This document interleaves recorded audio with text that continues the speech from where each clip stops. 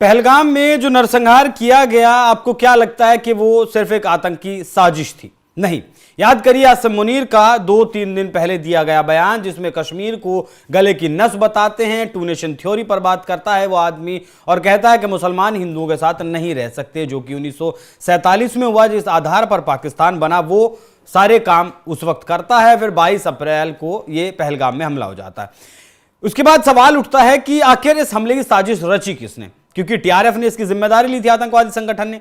फिर कुछ दिन बाद जब दबाव बढ़ा तो टीआरएफ ने इनकार कर दिया कि नहीं, हमने तो इस हमले की जिम्मेदारी नहीं ली और हमारी वेबसाइट को हैक कर लिया गया था, किसी ने ऐसे ही हमारा नाम लिया है, हमने इसकी जिम्मेदारी नहीं ली। टीआरएफ के बारे में कहा जाता है कि टीआरएफ की जो आतंकी संगठन है, इसकी जो नींव रखी थी वो आसिम मुनीर ने रखी थी, भले ही नाम किसी का भी चलता हो। लेकिन अब पाकिस्तानी सेना की एक पूर्व मेजर है, नाम है आदिल राजा, उन्होंने आसिम मुनीर को लेकर, शहबाज शरीफ को लेकर और चाइना को लेकर बहुत बड़ा खुलासा किया है। हिंदुस्तान में एक टीवी चैनल से बात करते हुए उन्होंने इस पूरे हमले का मास्टरमाइंड आसिम मुनीर को बताया है और यह भी बताया है कि आसिम मुनीर ने यह हमला करने से पहले शहबाज शरीफ को भी इस बारे में बताया था कि वो इस तरीके का हमला प्लान कर रहा है और इस बारे में जानकारी चाइना को भी दी गई थी। तो बड़ा सवाल यह भी उठता है कि क्या यह टास्क, इस तरीके का हमला करवाने का टास्क चाइना के द्वारा दिया गया था, क्योंकि चाइना की कंपनियां हुआवे, उसका एक सैटेलाइट फोन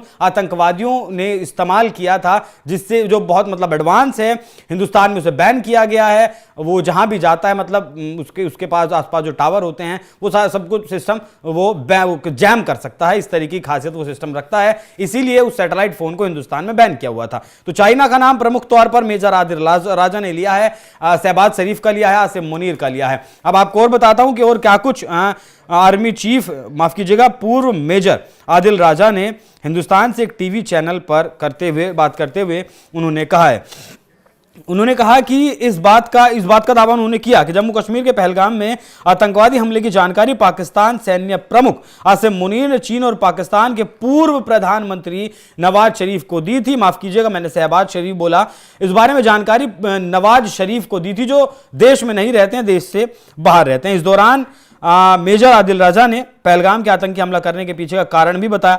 आदिल राजा ने कहा कि पाकिस्तानी सैन्य प्रमुख आसिम मुनीर ने पहलगाम में पर्यटकों पर इसलिए आतंकवादी हमला करवाया क्योंकि वो अगला जिया उल हक बनना चाहता है और यह हमला उन्होंने अपनी साख को बढ़ाने के लिए करवाया था और यह भी आतंकी संगठनों को फिर से जिंदा करने की कोशिश कर रहा है आसिम मुनीर, ताकि भारत पर और ज्यादा बड़े हमले प्लान किए जा सकें। आपको बता दूं कि आदिल राजा के बारे में कहा जाता है कि पीटीआई, इमरान खान की जो पार्टी है, उसके कट्टर समर्थक हैं।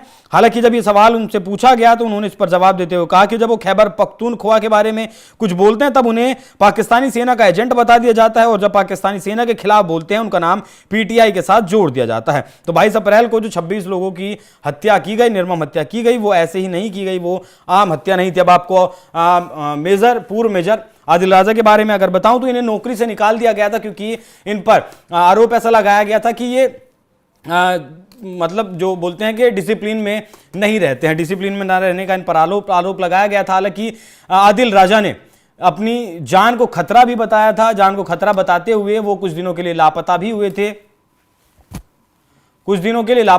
जिसके बाद उन्हें ढूंढा गया काफी, जिसके बाद पता चला कि वो ब्रिटेन पहुंच गए जहां उनका परिवार रहता है। इससे पहले उनका जो परिवार लंदन में रहता है और लंदन में ही वो अपने परिवार के पास पहुंच गए। उस वक्त उन्होंने एक ट्वीट भी किया था कि अल्लाह की दुआ से मैं सही सलामत पहुंच गया हूं अपने परिवार के पास और मेरे परिवार की तरफ अगर किसी ने आंख उठाकर देखने की कोशिश की तो फिर मैं चुप नहीं बैठूंगा, इस तरीके की धमकी उन्होंने दी थी। हालांकि इससे पहले भी वो पाकिस्तानी सेना पर आरोप लगा चुके हैं। जिस वक्त जनरल बाजवा पाकिस्तानी सेना के प्रमुख हुआ करते थे, उस वक्त उन्होंने आरोप लगाया था कि वो पाकिस्तान की जो मॉडल्स हैं, पाकिस्तान की जो एक्ट्रेसेस हैं, जो फेमस एक्ट्रेसेस और मॉडल्स हैं, उनका इस्तेमाल हनी ट्रैप के लिए करते थे। बहुत बड़ा ये आरोप पूर्व मेजर आदिल राजा ने लगाया था। हालांकि ये बात कोई नई नहीं है।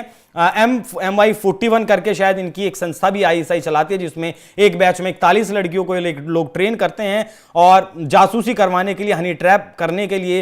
हिंदुस्तान में भी ऐसे कई केस सामने आए हैं जब पाकिस्तान की लड़कियों ने इंफॉर्मेशन ली हैं हनी ट्रैप में फंसाकर। अभी पिछले ही दिनों जैसलमेर का एक सरकारी टीचर था, शायद मैं कंफर्म नहीं हूं, किसी सरकारी नौकरी पर ही वो था, उसे हनी ट्रैप में फंसाया, उससे कुछ जानकारियां हासिल की थी, वो पकड़ा गया। इससे पहले भी पिछले साल भी शायद 2 लोगों को गिरफ्तार किया गया था इसी हनी ट्रैप में फंसाकर, उनसे इंफॉर्मेशन ली गई थी। तो ISI ये काम करता है, खुले तौर पर करता है, इससे इनकार करने वाली बात नहीं है। लेकिन सेना के जनरल्स भी इसमें शामिल हैं, ये अपने आप में बड़ी बात है और दिखाता है कि किस तरीके से पाकिस्तान की सेना काम करती है। बाकी अब मुनीर का बचना शायद इम्पॉसिबल है, मुश्किल है, क्योंकि जो फाइल तैयार की गई है हिंदुस्तान में वासिम मुनीर की ही की गई है। सबसे पहले सबसे बड़े नाग का फन कुचला जाएगा, मतलब आसिम मुनीर को कुचला जाएगा, जिसके बाद आतंक के इसके जो सरपरस्त हैं, जिनके लिए यह काम करता है, जिनके साथ ये काम करता है, वो अपने आप अपने बिलों में घुस जाएंगे और फिर हिंदुस्तान की तरफ आंख उठाने की हिमाकत नहीं करेंगे। बाकी मेजर आदिल राजा ने जिस तरीके से खुलासे किए हैं, उन पर आपकी क्या राय है, कमेंट कर जरूर बताइएगा। नमस्कार।